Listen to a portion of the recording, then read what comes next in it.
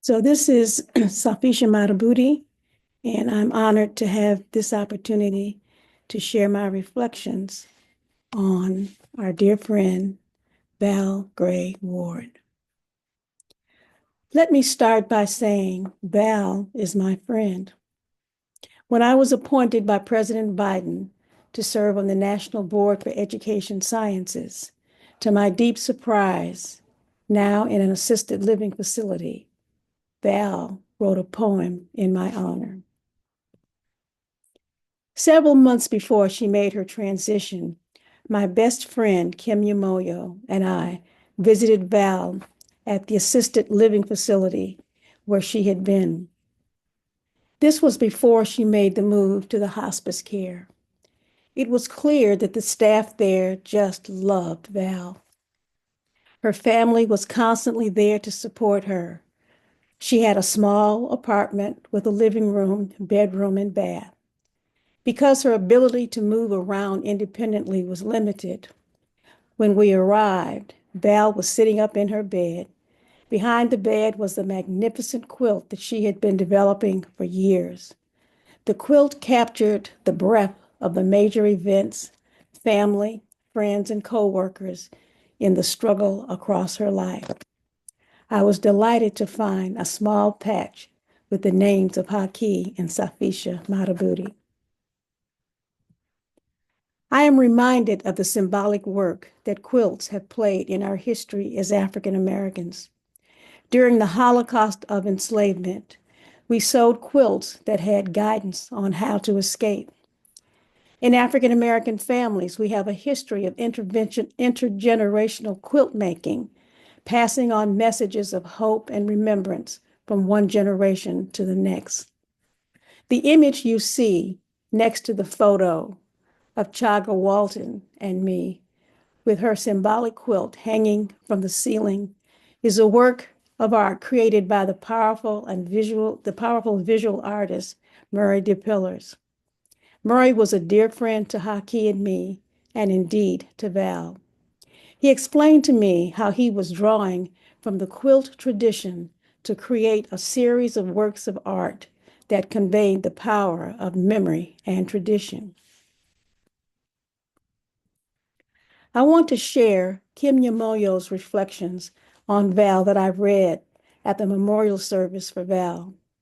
These reflections document the power of Val Gray Ward and how she implemented and impacted the lives of so many.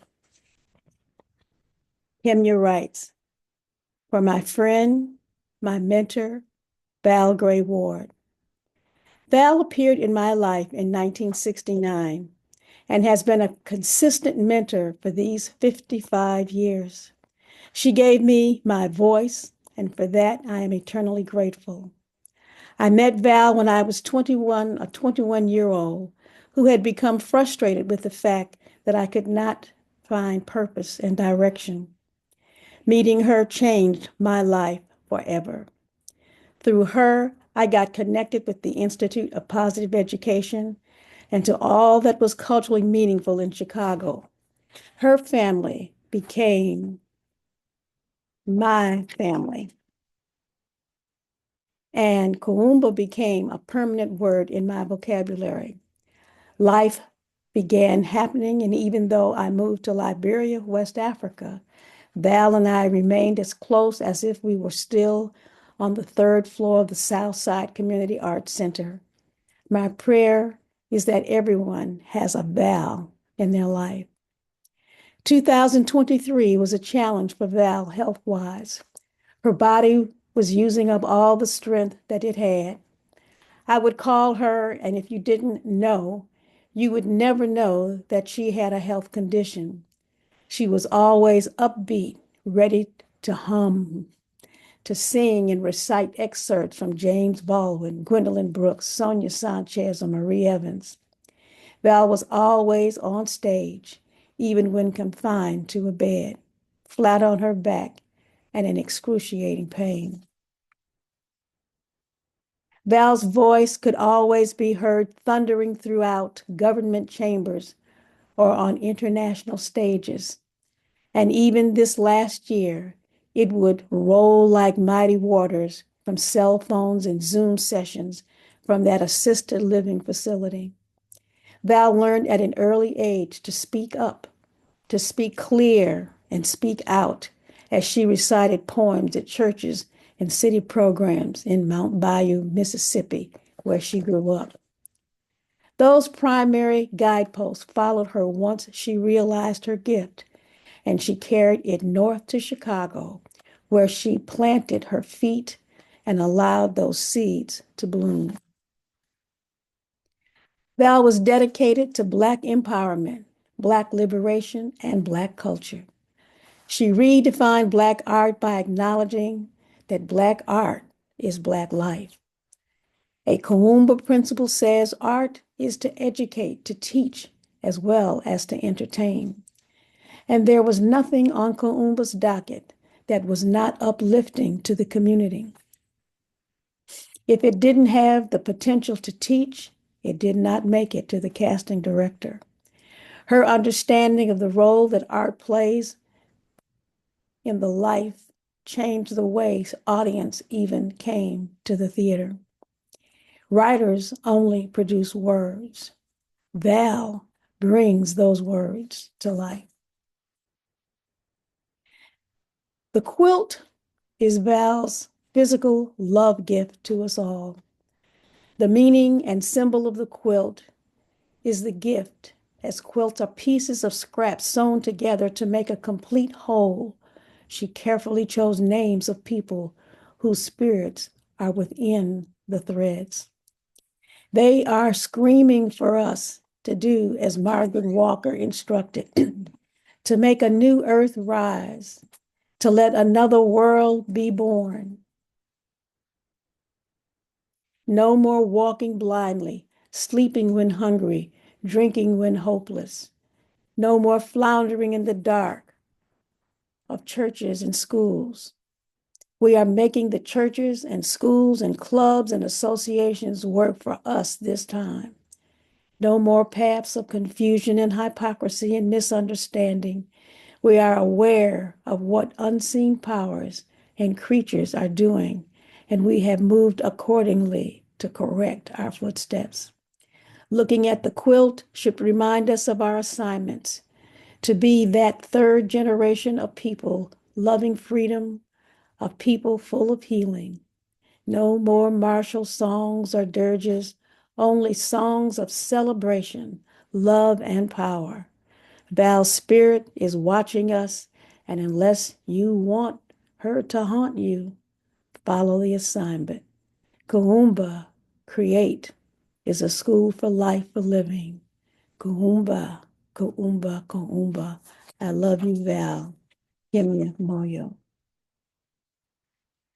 Among the heroes and sheroes that Val actively and vividly recalled when we last saw her was indeed James Baldwin. Her friends and colleagues in struggle included Gwendolyn Brooks, Margaret Burroughs, Nikki Giovanni, Mari Evans, Ruby Dee, Hoyt W. Fuller, Lerone Bennett, Betty Shabazz, Jeff Donaldson, and of course, Hakeem Madhubuti. She was among the Grand Sisterhood of Theater in Chicago, Val Gray Ward, Abena Joan Brown, founder of ETA, and Jackie Taylor, Black Ensemble Theater. This trilogy of Black female leadership in theater was powerful, with their legacies continuing today. And you'll see in the slide on the right, Val with Malcolm's children. In 1977, she, along with Hakeem Madhubuti, led artists from across the diaspora in Festac in Lagos, Nigeria. Haki talks of how they met Stevie Wonder and Louis Farrakhan at Festac, the second World Black and African Festival of Arts and Culture. They share how Stevie Wonder approached them to see if he, of all people, could join in with the other artists. And Louis Farrakhan, originally a calypso singer, was wrestling with what was to become of the Nation of Islam with the death of its leader, the Honorable Elijah Muhammad. James Baldwin presented at the first forum in 1956 in Paris. And you'll see in the photographs on the right, I'm sorry. This is a picture from Festac in 1977. You'll see Gwen in the second row with Haki and Hoyt Fuller. Val, along with her husband, Francis Ward, established the Kuumba Workshop in 1968, later to become Kuumba Theater. It is important to note that Kuumba Workshop and Theater was part of the evolving Black arts movement in Chicago, across the nation, and indeed across the African diaspora. Val took productions of Kuumba Theater and her own performances across the globe.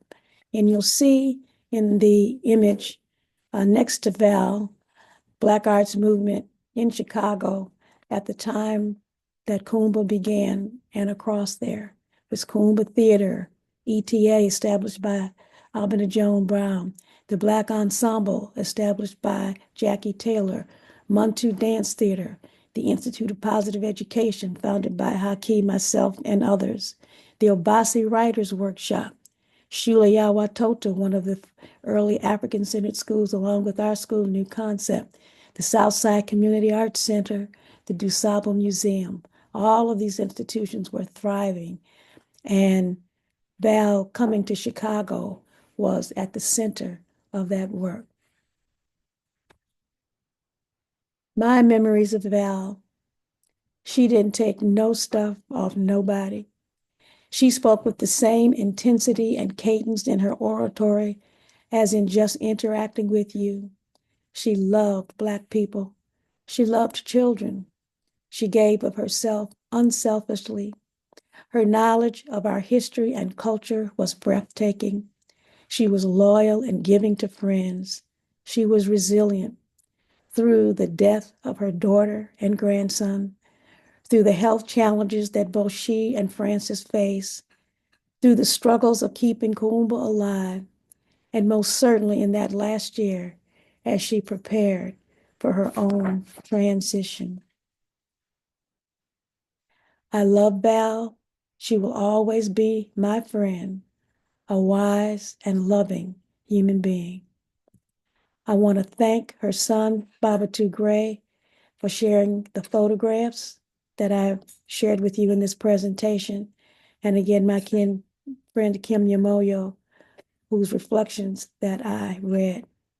It's wonderful that you are saluting an indeed Shiro, a queen, an activist, a brilliant and loving woman, my friend, our friend, Val Gray Ward. Thank you.